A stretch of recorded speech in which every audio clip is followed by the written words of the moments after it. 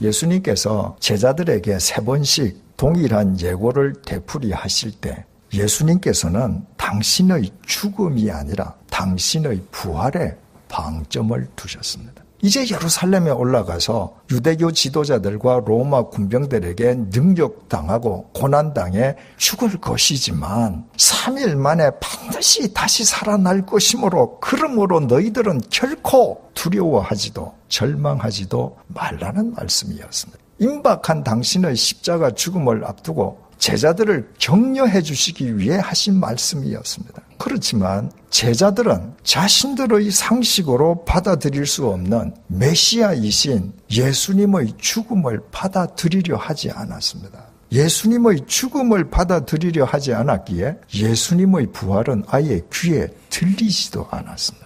베드로가 예수님이 메시아임을 고백하는 인류 최초의 인간이 되고서도 예수님의 옷자락을 붙잡아 당기면서 예수님을 꾸짖었던 것도 예수님의 죽음을 받아들이지 않으므로 예수님의 부활을 놓쳐버린 까닭이었습니다. 마가복음 16장 9절에서 11절에 의하면 십자가의 예수님을 버려두고 비겁하게 도망갔던 제자들은 예수님의 부활을 증언하는 막달라 마리아의 말도 믿지 않았습니다. 예수님의 죽음을 받아들이려 하지 않던 그들 앞에서 정말 예수님께서 죽임을 당하시자 충격에 빠진 그들은 예수님의 부활을 생각조차 할 수 없었던 것입니다.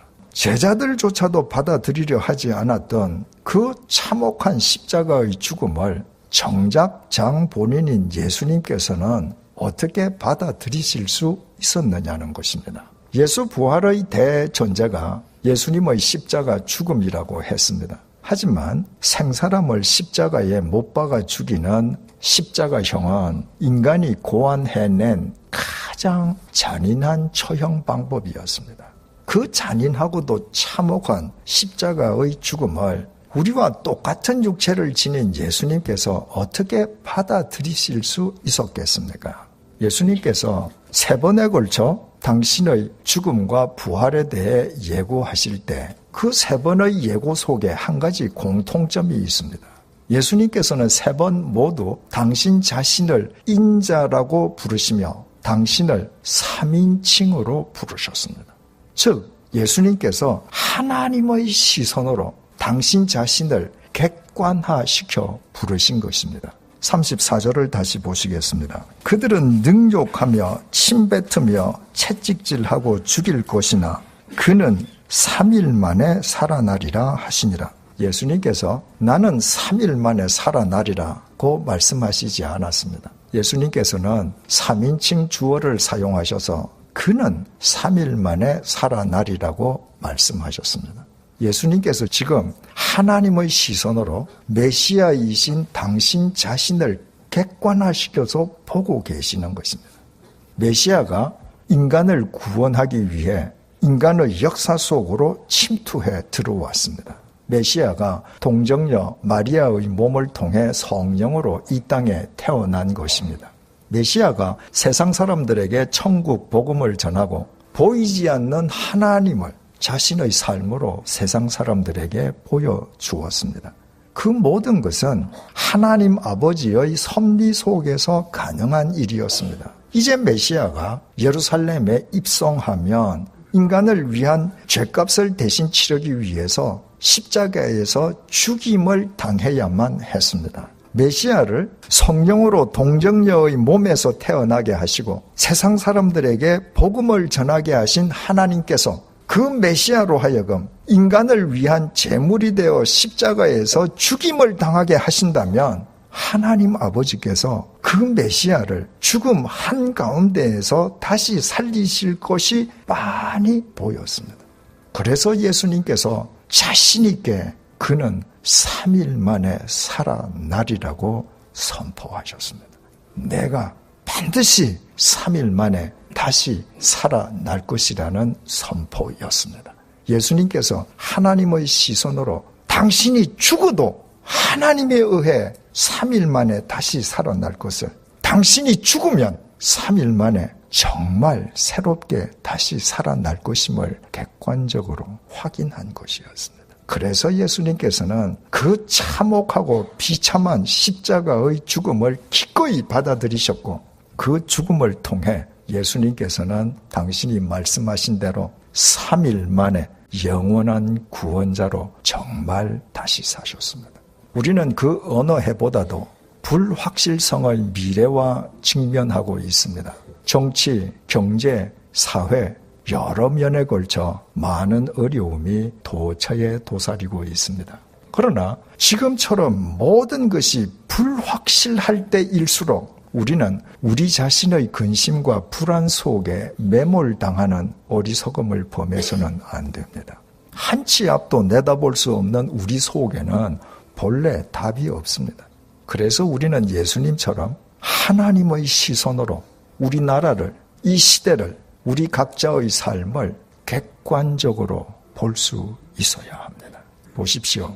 일제강점기와 해방 이후의 혼란, 한국 전쟁, 4.19 혁명, 5.16 정변, 11.6과 12.12 사태, 6.29 선언, IMF와 금융위기 등 그동안 우리나라에는 숱한 위기의 순간들이 있었습니다.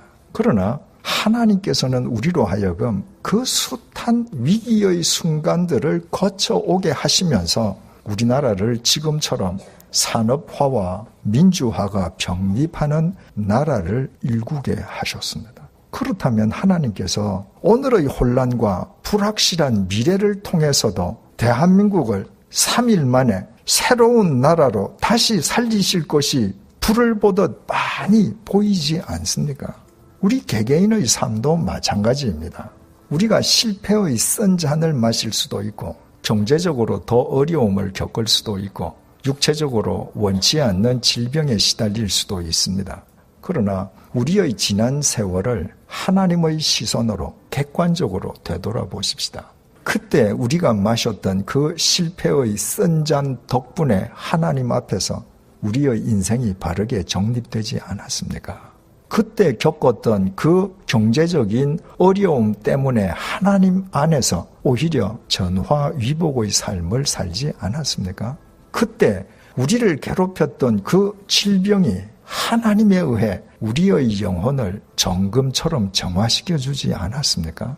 지난 세월 우리의 온갖 실패와 시련이 모두 하나님 안에서 합력해서 우리가 상상치도 못한 하나님의 신비로운 섭리로 귀결되지 않았습니까? 그렇다면 올 한 해 동안 우리가 그 어떤 인생 폭풍과 맞닥뜨린다 해도 그 인생 폭풍 역시 우리의 인생을 3일 만에 다시 살리시기 위한 주님의 은혜의 손길임이 많이 보이지 않습니까? 우리 각자에게 3일의 길이는 다 같지 않을 것입니다. 그러나 우리 각자를 위해 하나님께서 예정해 두신 3일 만에 하나님께서 반드시 우리를 다시 살리신다는 사실에는 변함이 없습니다. 예수님을 믿는 우리는 죽어도 3일 만에 반드시 살고 죽으면 반드시 3일 만에 새로운 존재로 정말 다시 살아납니다. 죽어도 다시 살리시는 예수님 안에 있는 우리를 이 세상 그 어떤 폭풍이 무너뜨릴 수 있겠습니까? 그 예수님께서 우리에게 이렇게 말씀하고 계십니다. 그들은 능욕하며 침뱉으며 채찍질하고 죽일 것이나 그는 3일 만에 살아나리라. 그 예수님 안에서 아무리 혼란하다 해도 우리는 날마다 새날을 살게 될 것입니다. 기도하시겠습니다.